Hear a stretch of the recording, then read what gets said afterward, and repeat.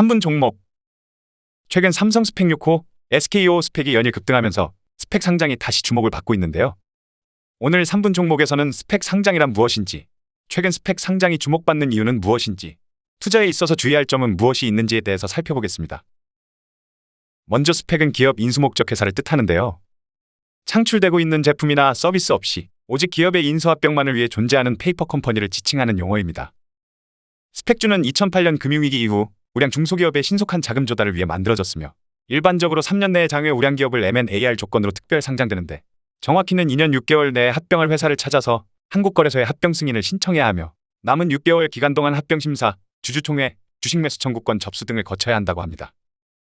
스펙주의 이름은 주요 투자자로 참여하는 증권사의 이름, 회차를 합쳐서 정해지는데요. 예를 들어 SKO 스펙은 SK증권에서 만든 5번째 기업 인수 목적 회사란 뜻으로 볼 수 있습니다. 스펙주의 공모가는 주당 2,000원으로 고정되어 있으며 청약 증거금이 100%라는 점은 일반 공모와의 차이점입니다. 또한 일반 청약자 배정 물량의 절반을 균등 분배한다는 특징이 있습니다. 스펙 상장이란 위에서 설명한 스펙주가 합병할 회사를 찾아 심사를 거쳐 상장하게 되는 경우를 말하는데요.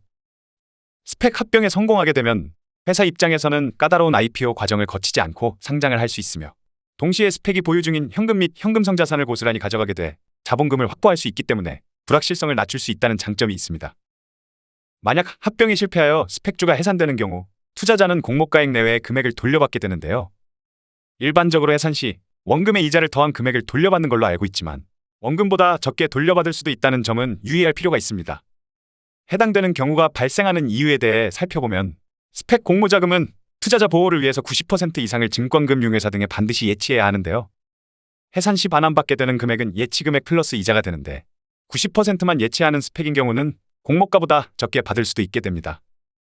예치금액에 대한 비율은 청약 전 증권신고서를 통해 확인할 수 있으며 보통은 예치금이 100%이기 때문에 원금이 보장되는 것으로 많이 알려져 있습니다. 그렇다면 최근 시장에서 스펙 상장이 주목받고 있는 이유는 무엇일까요? 스펙을 통한 기업 상장은 증시가 불안할 때 늘어나는 경향이 있는데요.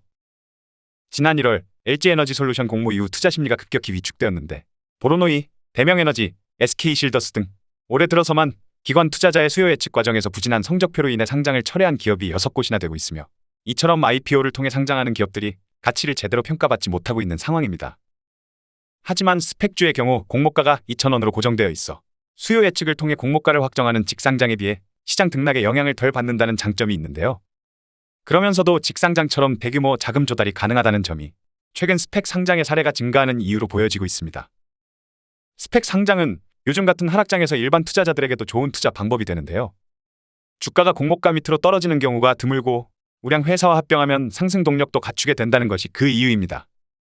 이러한 분위기에 힘입어 올 상반기에만 하잉크코리아, 파이버프로, 하이딥 등 8곳의 기업이 스펙 합병으로 증시에 데뷔했습니다. 지난 2월 한국거래소에서 도입한 스펙 합병 규제 완화 제도인 스펙 소멸 방식도 스펙 상장이 증가하는 이유 중 하나인데요.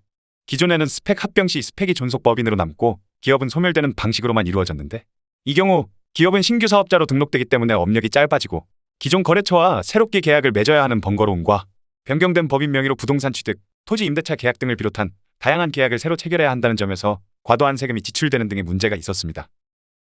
이러한 문제점을 해결하기 위해 한국거래소에서 도입한 스펙 소멸 방식은 A기업과 B스펙이 합병한다고 가정했을 때 스펙 존속 방식과 반대로 B스펙이 소멸되면서 A기업에 흡수되는 방식인데요. 이 같은 방식으로 기존의 번거로운 절차와 세금 등의 문제가 사라지기 때문에 스펙 소멸 방식 제도는 스펙 합병 상장을 더욱 활성화시킬 것으로 예측되고 있습니다. 그리고 최근인 2022년 6월 27일 한국거래소 코스닥 시장상장위원회는 기업 인수 목적 회사 소멸 합병 첫 사례인 비스토스의 상장 예비 심사를 승인했다고 밝혔는데요. 거래소에서는 현재 핑거스토리, 라운텍, 신스틸, 옵티코어 등 4곳이 스펙 소멸 방식으로 합병을 추진하기 위해 심사를 받고 있는 상태라고 합니다. 그렇다면 스펙 상장에 투자함에 있어서 주의해야 할 점은 무엇이 있을까요? 먼저 스펙주가 우량한 기업과 합병한다면 문제가 없지만 그렇지 못할 경우에 대한 리스크가 존재합니다.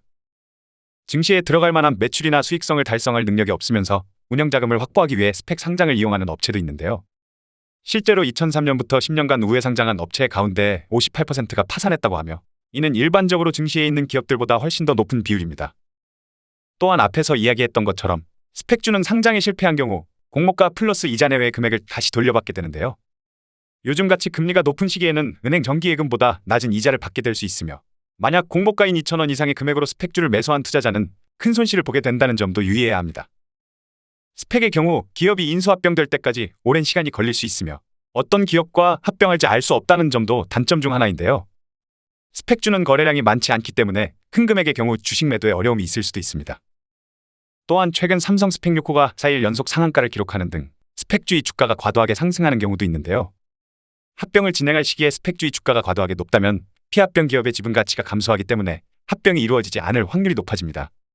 때문에 이처럼 과도한 주가 상승의 경우에도 유의할 필요가 있습니다. 최근 여러 스펙주들의 주가가 급등하면서 하락장에서 수익을 내보기 위한 투자자들의 스펙주에 대한 관심이 증가하고 있습니다. 스펙주의 경우 시가총액이 작기 때문에 언제든 다시 급락이 나올 수 있다는 점, 투자 전 유의해 두시면 좋을 것 같습니다. 투자에 대한 판단과 책임은 본인에게 있습니다. 구독과 좋아요는 수익률 3배. 3분 종목